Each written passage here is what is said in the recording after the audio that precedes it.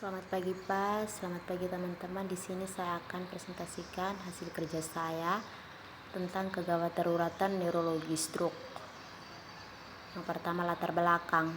Stroke merupakan penyakit kehilangan fungsi otak yang diakibatkan oleh berhentinya suplai darah ke bagian otak.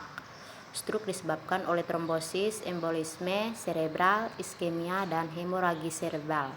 Penderita stroke saat ini menjadi penghuni terbanyak. Yang kedua, definisi.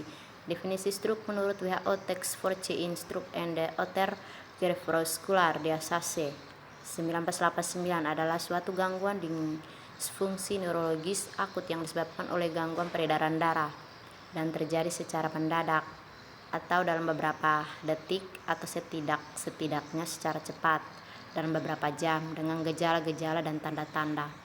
Yang ketiga, klasifikasi. Stroke dapat diklasifikasikan menurut patologi dan gejala kliniknya, yaitu yang pertama, stroke hemoragi merupakan peredaran cerebral dan mungkin peredaran subchoroid disebabkan oleh pecah pembuluh darah otak pada daerah otak tertentu. Biasanya kejadian saat melakukan aktivitas atau saat aktif, namun bisa juga terjadi saat istirahat. Yang kedua, stroke dan hemoragi dapat merupakan askimia atau emboli dan trombosis cerebral. Biasanya terjadi saat setelah lama beristirahat, baru bangun tidur atau di pagi hari. Tidak terjadi perdarahan, namun terjadi iskemia yang menimbulkan hipoksia dan selanjutnya dapat timbul edema sekunder, kesadaran umum yang baik.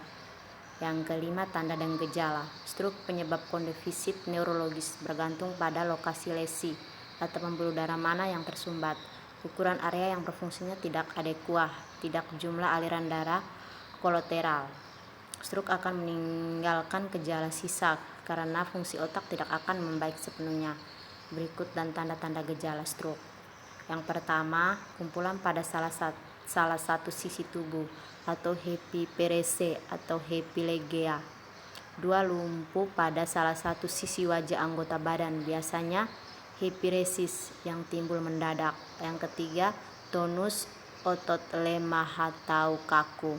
Yang keempat, menurut atau kehilangan rasa. Yang kelima, gangguan pandang, hominimus hemianopsia. Yang keenam, afasia atau bicara tidak lancar atau kesulitan memahami ucapan. Yang ketujuh, dysarthria, bicara pelo atau cadel.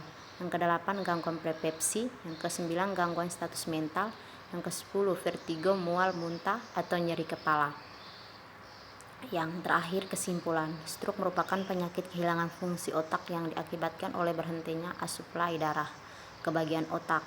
Stroke disebabkan oleh trombosis, embolisme cerebral, iskemia, dan hemoragi cerebral. Sekian dan terima kasih.